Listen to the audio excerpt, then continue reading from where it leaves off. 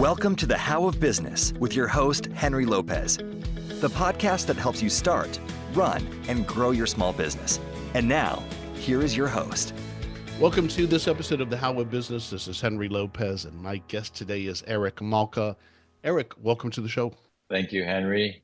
Thanks for having me. Absolutely. Eric Malka is with me today to share his inspirational entrepreneur journey, including co-founding, growing, and exiting The Art of Shaving. The Art of Shaving is a men's shaving and skincare brand. We'll get a little bit more into what they do. And also he has a new book titled On the Razor's Edge. You can find all of the How of Business resources, including the show notes page for this episode. And to learn more about my coaching programs, please visit thehowofbusiness.com. I also invite you to please consider supporting this podcast on Patreon. And I encourage you to subscribe wherever you might be listening so you don't miss any new episodes. Let me tell you a little bit more about Eric. Eric Malka, as I mentioned, is the co-founder of The Art of Shaving and currently managing partner of Strategic Brand Investments. He's a serial entrepreneur, an investor, a coach, an author, and a natural health advocate.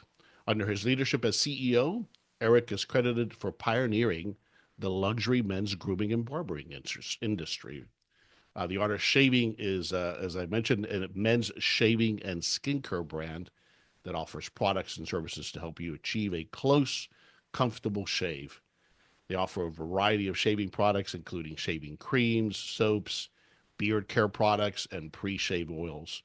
Their products are made with botanicals and essential oils and are designed to be dermatologist approved and irritation free. So that's kind of where they focus. Eric recently released his book, as I mentioned, On the Razor's Edge, which offers insights into his journey, and actionable, which is what we're all about here on this episode, on this podcast rather, actionable advice for business owners. Eric lives in Miami Beach, about 2 hours south of where I am on I-95. And so once again, Eric Malka, welcome to the show. Thank you. Thank you. How did you end up at Miami Beach?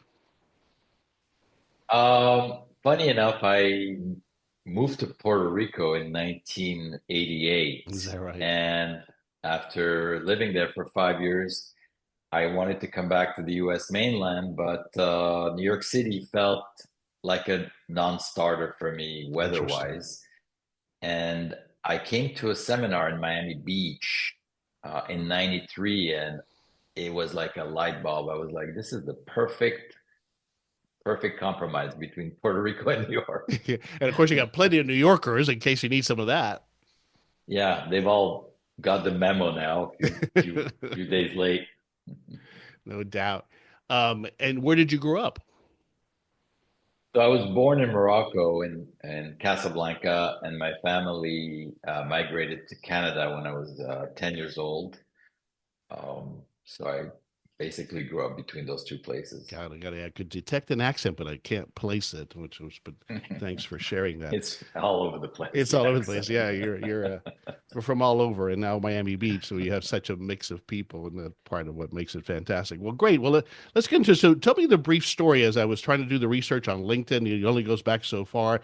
What were you doing before you launched The Art of Shaving? So, The Art of Shaving was my fourth entrepreneurial project. I started my first company when I was 19 years old in Puerto Rico. Actually, I was selling surfwear on the island. I had access to manufacturing, and I would sell anything somebody wanted to make, and surfwear became kind of my niche. And eventually, believe it or not, 1 out of 3 people on the island were wearing my bathing suits on the beaches. Wow. It was kind of fun. Then I went completely the other direction. My manufacturer asked me to join them because they were awarded a huge contract by the US government during the first Gulf War, Operation Desert Shield in 1991. So I made that was really my master's degree in business during those years. We grew the business dramatically in a short period of time. That was a great school for me. And then my third company is where I lost everything I had made with the first two. Interesting. I was trying to distribute music through the use of mail. Unfortunately, the internet was not there yet. So the business failed and I lost everything. That was in 93 and 94 in Miami after I moved here. And from there, I met my wife, and we moved to New York City in 1995 to seek opportunities in the Big Apple. Hmm. Back then, Miami was limiting Right. in the sense of entrepreneurial, not like it is Hmm. today, but back then it was. We felt that New York would provide more opportunities, and it did. Hmm. You, even after that failure, which for a lot of people, it's kind of like, all right, I tried business, let me go the more traditional, get myself a job. What is it about you, and since when has this been instilled in you that you had to be an entrepreneur? Well, it was a combination of circumstances. Don't forget, I arrived in New York City at the age of 17 years old on a Greyhound bus from Montreal with $100 in my pocket. I was undocumented immigrant and I had dropped out of my first semester of college. So my prospects for getting a great career was non-existent. I'm not very employable, as you can tell already. So as an illegal alien in Puerto Rico, actually, I couldn't get a job, but I was told that I could own a corporation and take profits from it. And that's how I became an entrepreneur. So after my big failure of 94, um, I was really demoralized as as an aspiring entrepreneur with huge aspirations. I was very demoralized. I was a bit traumatized by I'm sure. how much I screwed up. So I got a job in New York City, and it just so happened to be for a distributor of men's grooming products from the UK. Oh, I see. And that was my introduction to the category. Uh, in parallel, my wife was studying her passions for natural medicine, aromatherapy, herbalism, Mhm. and those two things kind of came together. She was also very entrepreneurial and ambitious. We had a very common goal to develop a business. I was a little skittish because I had no money to invest and insecure because I felt that I was not a good entrepreneur, having failed miserably before. And that really was the foundation to my philosophy to think big but start small. It was actually by having limited resources in 1995 when I moved to New York. When we decided to open a business, we said, what business can we start with $15,000 or less? Because I Hmm. knew that's all I could really get from selling my car or, you know. And we really thought maybe a small little store that sells, shaving products. My wife is Parisian, and we love these small specialty stores. The cheese shop and the meat butcher and the perfumery. It's a world of. We come from a world of specialty stores, so we thought, why don't we just be completely specialized in shaving? We had seen concepts like this in my travels to London for my job, and we Right. felt this could work in the United States. Nobody really has brought that concept here.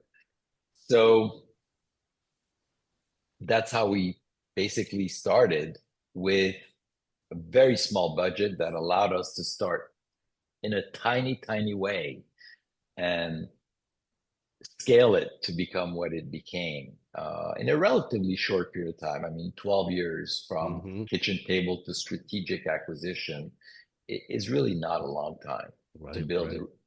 global brand. And So, quite an experience. I yes. want to interrupt because this is such a key point that you're making here, Eric, about I often have mentioned this and others have mentioned it as guests that if you had had $1 million to spend, that wouldn't have made it necessarily any better. That constraint of limited resources forces you to think in a different way, forces you to start small, but think big, right? And So that limitation actually can be beneficial, can't it? I believe wholeheartedly that it was the secret to my success initially. I can tell you that I just closed the company I started 4 years ago, and having a lot more resources with that project worked against us, I Mm-hmm. believe.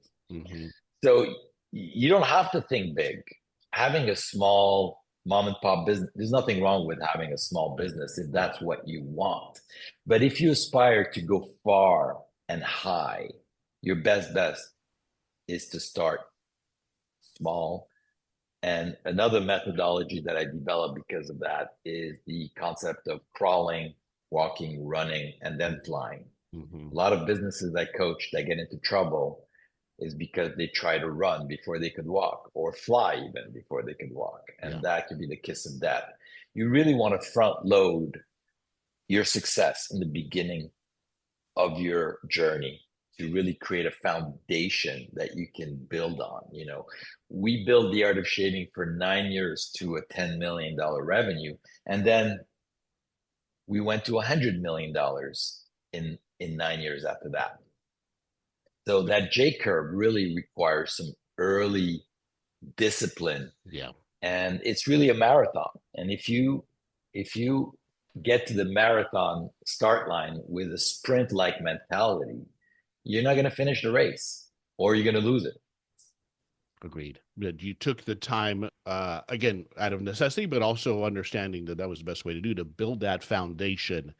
And then the growth seemed exponential, but only after you had invested the time and effort in building that solid foundation.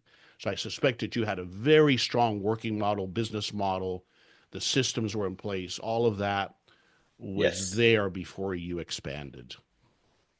We expanded once the business model was finalized and scalable. And proven. We Yeah. had It was a proven scalable business model. We had then it was easy to find financing, believe it or not. Of you know, course. it shouldn't be that hard to get investors. They want to be part of that journey. You just have to bring them in when you're ready, not when you have, a dream. So yeah, I that's exactly how it happened. And I think one of the other methodologies and mindset that I teach entrepreneurs is the concept of prudence. And I think I was very lucky to be both aggressive with my company, but also prudent in my decision making. I never tried to run faster than I could. I never Mm-hmm. tried to jump higher than I was able to. Mm-hmm. So we took the right steps at the right time to scale the company. And when we were ready, it was, the analogy I use in my book is the rocket ship, right? It takes 10 years to build a rocket ship and only 4 days to launch it to the moon. Yeah. And I think a startup is like that. I mean, technology has changed things. If you're a tech company, it's possible for you to scale much more rapidly. But I'm talking about luxury consumer goods, and consumer goods, creating a brand is really my niche. And that's really what I'm referring to. And to create a brand, there are no shortcuts. Right. Yeah, similar, to continue with the rocket analogy, it takes most of the energy is expended just lifting off and getting out of the atmosphere, right? Yeah. It's in that initial stage to get that momentum is where the energy is. But that finding that prudence has got to be a challenge, because it's so easy to get caught up in the shiny object, or we get offered something, or somebody comes to us to expand, or whatever the case might be. Is there kind of a formula just at a high level that you apply to decide that we're not ready for that, even as enticing as it might be? Is there a formula? Again, it's prudence, it's wise decision making. Yeah. I remember I was being offered $1 million check in cash to buy merchandise that I knew 99.9% would end up in the gray market, and that would damage our brand image. I All right. had So to I'm sorry. So refuse that. explain that to me again. Who was offering you this money? This company came out of nowhere once Yeah. and offered us $1 million to buy our products. Oh, okay. They would Uh, buy your products for them to resell. to resell. And they told us they would resell them here or there, but we knew that wasn't true because in our world, products end up in the gray market, Hmm. Costco or Hmm. other types of, and that would have been very detrimental to our brand at that stage of the Even though $1 evolution. million in the bank would have been really nice to have, right? It was more than nice to have at that point, but we had to say no because we knew that our compass was about building a brand, not about making money. Yeah. So we had to stay true to our strategy. And, you know, every situation is different, every business is different, but prudence is really time tested by wise decision making process, Hmm. is You how I had can your best your describe wife it. at the time. It seemed like you guys were on the same page. Were there others in a close circle that you also went to get help with that, to seek some I wisdom wish on I anything? did, Yeah, frankly. I yeah. wish I did. You didn't have a coach at the time or anybody else that mentored you at These that things point. were not common. No, they Even weren't, even Steve. all the books I read today, every time I read a book, I'm like, where was this book? Yeah, In 1999. I mean, I right. would have loved, I feel like I had to reinvent sliced bread and then I had to invent the wheel. You know, it was like, I wish I had the tools that entrepreneurs have today. But some of the tools that entrepreneurs have today, and this really my purpose is to change the conversation I think we've been having with the next generation of entrepreneurs in the last 10 years of scaling fast, of failing fast, of going, I think we've seen some extraordinary successes in the last decade. And a lot of entrepreneurs think it's a lot easier to be successful than it really is. And I think the real conversation should be about what it really takes. What are the principles and elements to achieve long-term success? I'm Mhm. not talking about, making a few bucks here and there, but really developing a company that stands the test of time.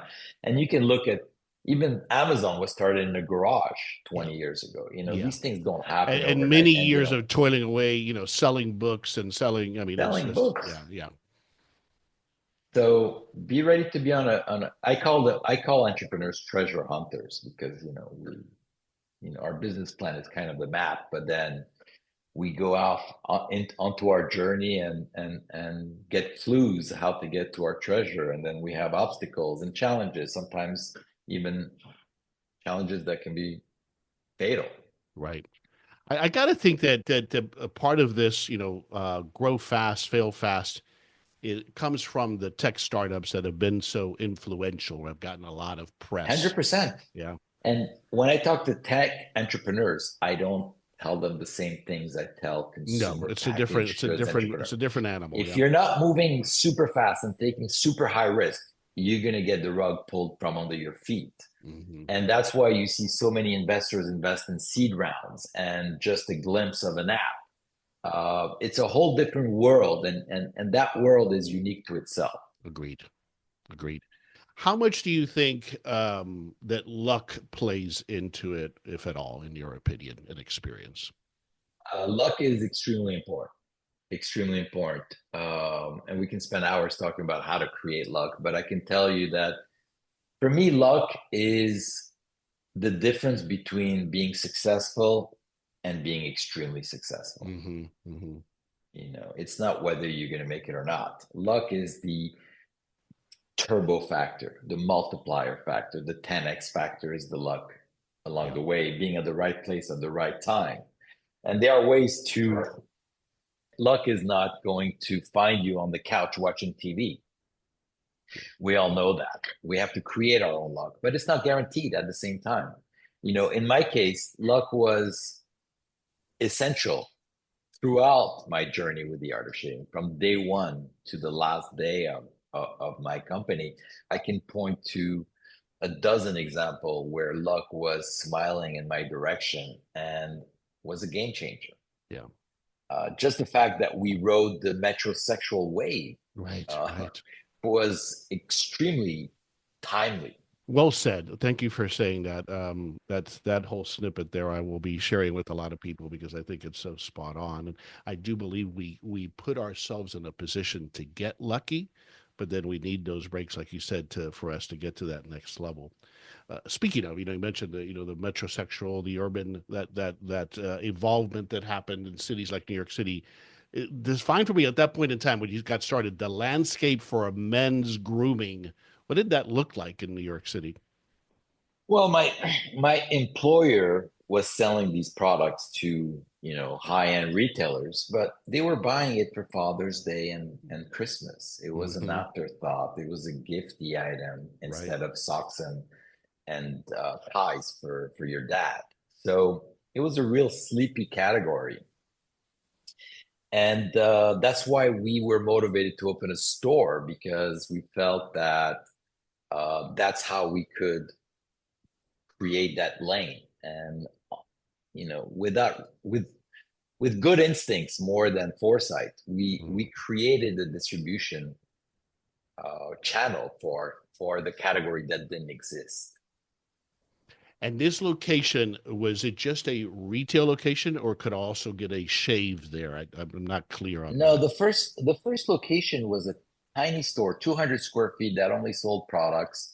And the only reason we rented that space is because it was in the Upper East Side of Manhattan where all the affluent consumers lived. Yeah. And it was a location where 7 businesses failed before us Is for that lack of right? traffic. So, they didn't even check for, they couldn't rent it for their lives. Wow. So that was our lucky break again you know, and then our second store, we included barber services. That's when we introduced the whole idea of the barber spas. Hmm. And that was on Madison Avenue. 10 months after opening our first Wow. store, we opened a second store on Madison Avenue Now, with see, a that's an barber shop at the example back. of having the boldness, the guts, because I don't know how prudent that is to have opened a second location after No, only 10 months. Yeah. we were not prudent, but at the same time, it wasn't a risk because we had no plan B. And don't forget, we were young. And the Hmm. younger you are, the Yeah. more risk you should take. Agreed. I think the You know, less you know about business, sometimes the better it is, isn't it? oh, 100%. And we started looking for the Madison Avenue location before we had the money to pay for it. That's wild. Talk about shooting and asking questions later. Yeah. But you had And confidence. You had confidence in what you had built and what you could do here next with this brand. 3 months into the first store, it was December, and we sold $37,000, and we thought we had struck gold. Hmm. We were, you know, so we started looking for a location on Madison Avenue where we could have more profits. It wasn't until 3 months after, in March, that the New York Wow. Times did a 2-page article on our tiny little store in the Sunday Metro section of the Wow. paper. That's big. Now, in 1997, that was That was big. it. I mean, everybody was reading the Times, right? I mean, it's. That's like going viral on TikTok. Hmm. And the next morning, my wife and I were married at City Hall, came back to the store naively, not thinking anything. And there was a line of people waiting outside the Wow. door.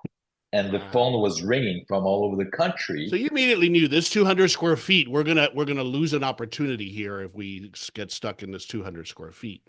I don't know what we were thinking. We were just going for it. Yeah, and We you were we had a, euphoric, just married and all this immediate success. That was but that wonderful. was so lucky. I mean, the Yeah, luck of how, we found the location on Madison Avenue, and by the time we needed the money to sign the lease and pay the contractors, money just showered on us from that article. I mean, we is that started right? selling every day what we used to sell every month for a period of 2 to 3 months. Wow, It was almost like, you know, angels were protecting us in raining some upon you. way. So to clarify there, that second location was still self-funded. Is that what I'm understanding?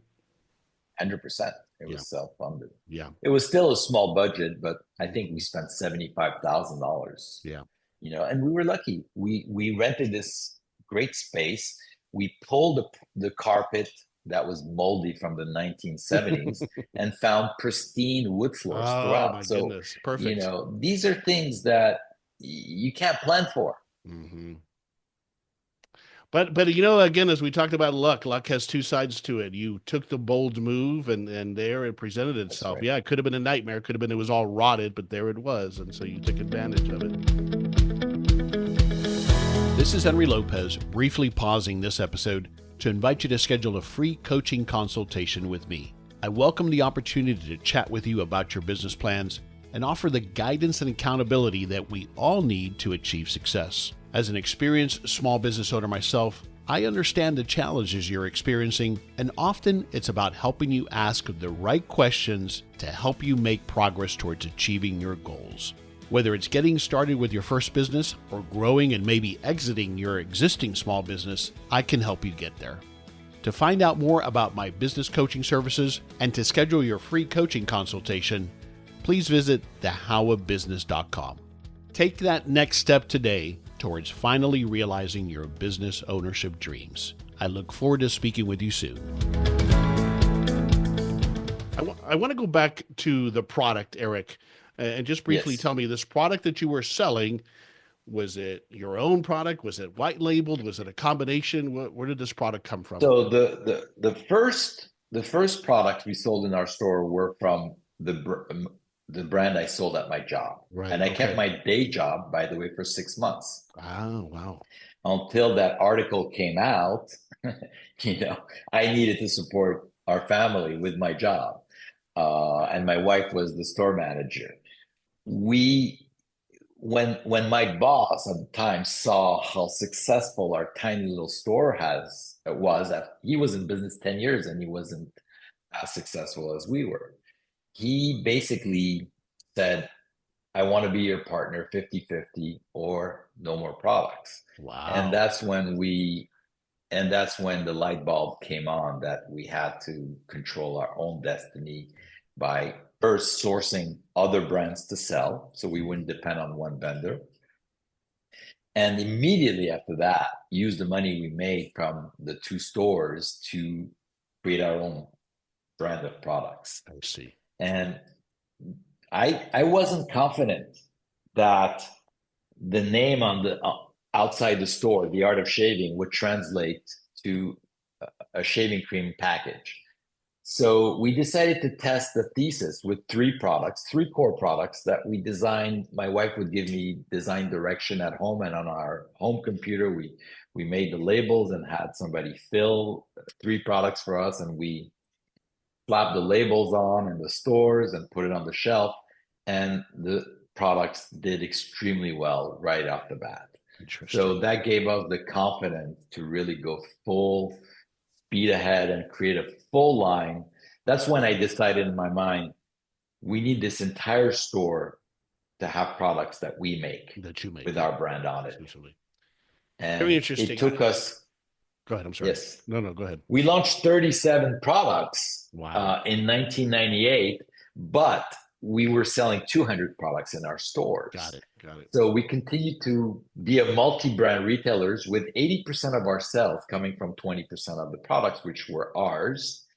And by 2003, we went full branded products in our store. So it took 6 years to get there. Yeah. Well, I got to imagine the formulation process and then sourcing all of that. Was all that stateside, or where did It was no, it was all over the place. We all over the went to place? the Yeah. best manufacturers, and my wife, by the way, I didn't know this when I met her, but she became one of the top formulators in our industry. Really? Okay. And she's really the one that was on the front line of product development. So when it came to shaving cream, we went to the best manufacturer in the UK to make our own. Shaving soaps were made in Italy. We had some products made in Florida, some products made in New Jersey. We went where the quality was. And who was doing all of that while still managing these two locations? Oh, you're talking to him. Yeah. And so your wife would kind of run the show there. Did you keep the original location, or did that one get shut down and then moved? Or did you No, have we kept it. both It was a locations? beautiful So little. she was managing both locations, and you're out traveling the world Oh sourcing no, we products. were. She was managing one location. I was managing the Madison Avenue location, and we were building this whole thing in between customers. Wow, crazy. It's not until 1990, I think it was the end of 1998, where we left the stores and opened. In 99, we opened an office and we left the stores. Wow. All right, I want to go back to, because there's a point here that I think is very powerful. When you start out, you had been selling these products that you had been selling through the company that you worked for. All of a sudden, these products explode because of the branding and the environment within which you were selling them. Is that fair? Yes, of course. So that's the point you make about the branding that you created. That environment is what presented these products in a different light. Is that fair? Yeah, 100%. It was the shaving concept that drove the sale of that product line. Yes. Mm-hmm. Because it was something here. This is what's unique, very, very interesting about this product, especially once you open the second location. You essentially could demonstrate it, right? So let us show Yes. you what this experience feels like. Not to mention that because we opened on 46th Street and Madison Avenue, which is Mm-hmm. the mecca of men. I mean, we Right, right. had, you I know, mean, that's you Mad have Men area, right? I mean, it's a that's madman, but you have 500,000 guys yeah. coming out of Grand Central Mm-hmm. and going to their offices all over Midtown, and many of them are coming right past our store. So that was a Tremendous huge location. success. Tremendous That was a location. tremendous location across from Brooks Brothers and Paul Stewart's and all the great men's stores of Midtown. Yeah. All right, I want to fast forward now to deciding to exit. First of all, define, because I'm not clear as to whether you still retain an ownership piece or not. Can you No, I explain that? don't. Okay, all right. I've sold the company outright, and I actually now I'm partners with another concept like the art of shaving called I see. Barbarinos, I see. um, trying to continue the job we started with the art of Got shaving. it. Your non-compete must have expired long time ago with Procter Yes, and those are Gamble. very hard to enforce anyways. Yeah, they So are. yeah. Well, Procter and Gamble. I mean, that has to have been. We're not going to badmouth anybody here, but I got to think that were like the opposite of what your brand was to some extent. Maybe I just don't know enough about Procter and Gamble. We're talking about a large consumer packaged good manufacturer, right? They, huge corporation. So it was obviously a good fit for them. But why did that happen? Why did you sell to them? Well, I knew I wanted to scale and exit the business early on. I knew that. You knew that from early Um, days. well, I knew that. I mean, it was clear to me 6, 7 years before the acquisition. It was very clear. My target time frame and price points was clear in my mind. I knew what I was going after. But who was going to buy a luxury shaving brand? And that was really an enigma to me because in our industries, the big conglomerates like LVMH and Estee Lauder, L'Oreal, they're more interested in women's brand than men's brands. Interesting. Yeah. Uh, but in 2005, again, talk about luck. In 2005, P&G goes and acquires Gillette and all of their portfolio of brands, including Venus and Braun and Old Spice. And overnight, this consumer giant P&G becomes the number one player in men's grooming worldwide with 28% of the men's grooming market. So what that did to P&G management is blow their minds. Yeah, it opened their Wait a eyes. minute. It's like, hold on. Yeah, we are $100 billion company and we've never ever sold products for men until today. Now, Gillette was the largest acquisition in consumer goods history at 57 billion. Wow. Okay. The day that happened, the art of shaving and P&G were on a strategic collision course. P&G internally declared winning with men as their priority. And the art of shaving was the number one men's luxury brand in the US.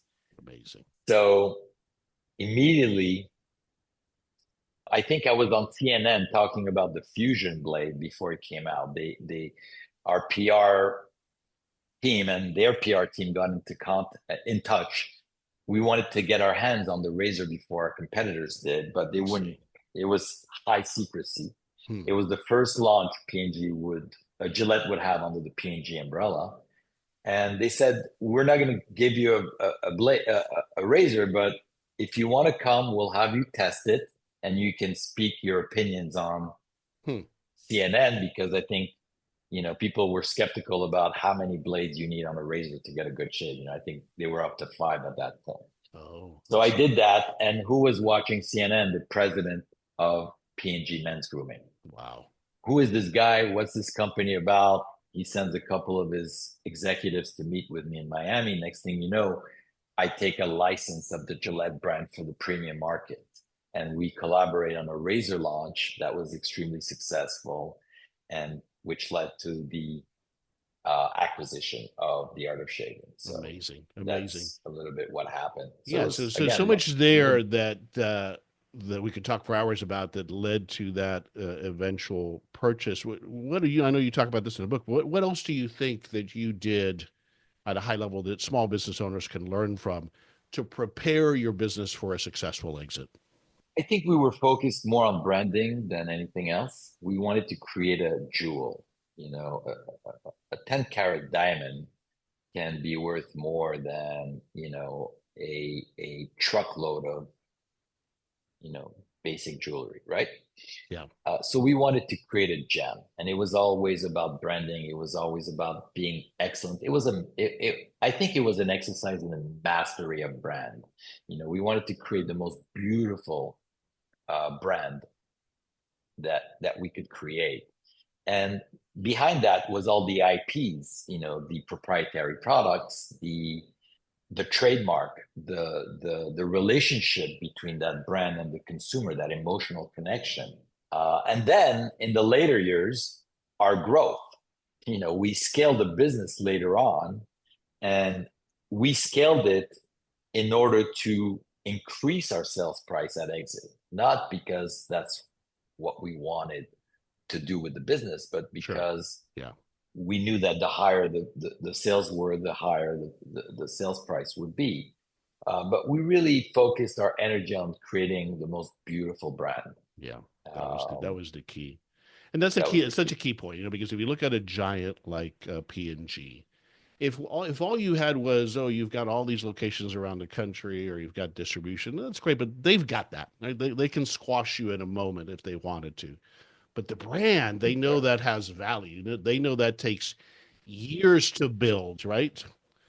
And they may not even know how to build it. Right? Well, yeah, the failure rate, the odds of building a global brand is so low that they'd rather overspend to buy one that's already proven to be successful and scale it. Yeah. And exactly. 95% of our purchase price, by the way, was for goodwill. It was allocated to the brand. They couldn't care less about our assets. No, yeah. Because they could replicate that in a flash, right? But the book On the Razor's Edge, why did you write it? Who is it for, ideally? Look, I've been wanting to write this book for a long time. A lot of people have asked me to write a book because I have a cool story to tell, but I didn't want this to be just a storybook, right? I wanted it to be a business book, a book that really brings value to the reader. And my target audience are aspiring entrepreneurs, or what I call tomorrow's entrepreneurs. So that's why I wrote it. I really wrote it to share the lessons I've learned in my career, both with successes and failures, which people hopefully will take and use to their benefit.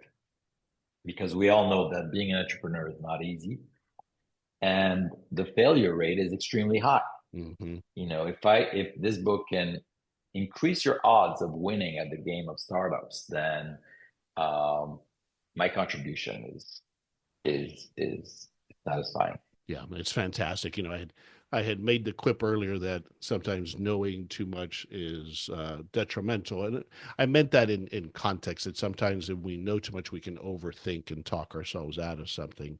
But the reality is that what you share in this book are those avoidable mistakes that we can That's right. learn from somebody like you that increases our probability of success tremendously. That's exactly right. So you've got the books, but what's next for you? What are you focused on next, especially with strategic brand investments?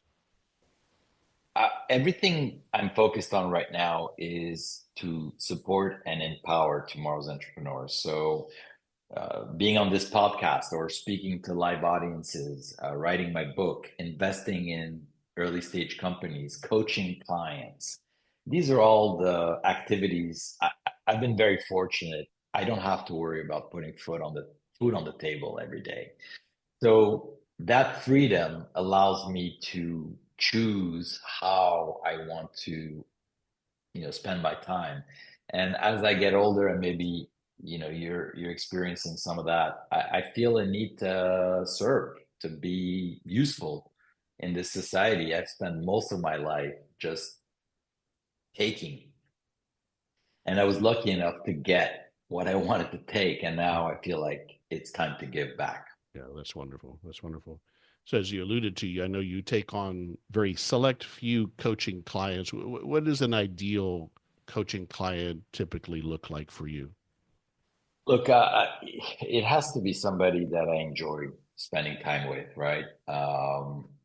And a business that I can I can help with. So, at the end of the day, some of my skills can apply to other industries that I'm not part of. There's some fundamentals, but I like people that are within my world. I can help most on a luxury, retail, consumer goods of some sort. But today I was coaching a young entrepreneur who's in the meat business, a Hmm. commodity business, Mhm. and that was cool. Yeah, I was still excited about it because business is business at the end business of is the day, business. and if you're dealing with principles instead of details and situations, you can apply things to anything. Agreed. Agreed. And if we're interested, if somebody listening is interested, what's the best site to go to online to find out more? An easy way to find me is ericmalka.com or strategicbrandinvestments.com. Perfect. And we'll have links to that on the show notes page as well, in case you're somewhere where you can't write that down. All right. The book again is On the Razor's Edge. I found it on Amazon. You can find it anywhere. But I'm always looking for book recommendations. I know you're a big reader. Is there one of those books that you've recently read or in the past that you would recommend to us? Yeah, I read so many books. I could recommend probably 100 of them. But How many books a year do you read? Do you keep track of it?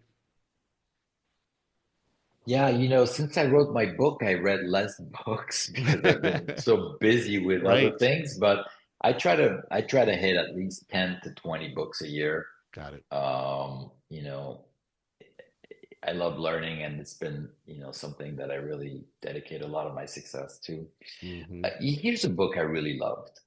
Um, 80/20 Principle by Richard Koch, I think is a great book.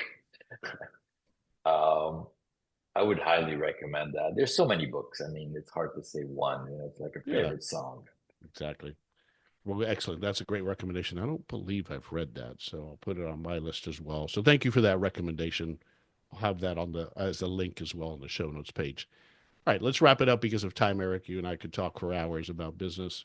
Thank you for allowing me all these questions. But what's one thing you want us, either as aspiring entrepreneurs or as existing small business owners, what's one thing you want us to take away from this conversation that we had?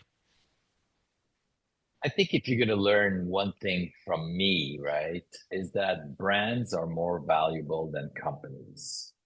And IP is the most valuable aspect of your brand. So there you go. Love it. Very well said. I was writing that down. Excellent. Very concise, to the point, extremely on point based on my experience as well. Tell us again where to go online to learn more. ericmalka.com or strategicbrandinvestments.com. And Malka is Malka, Eric Malka. Yeah, ericmalka.com. Perfect. Eric, this has been a truly great conversation. I've learned a lot. Thanks so much for taking the time to share of your knowledge and being so transparent, and for being with me today. You're very welcome. Thanks for having me. This is Henry Lopez, and thanks for joining us for this episode of The How of Business. My guest today again is Eric Malka. I release new episodes every Monday morning, and you can find the show anywhere you listen to podcasts, including the How of Business YouTube channel and my website, thehowofbusiness.com. Thanks again for listening. Thank you for listening to The How of Business. For more information about our coaching programs, online courses, show notes pages, links, and other resources, please visit thehowofbusiness.com.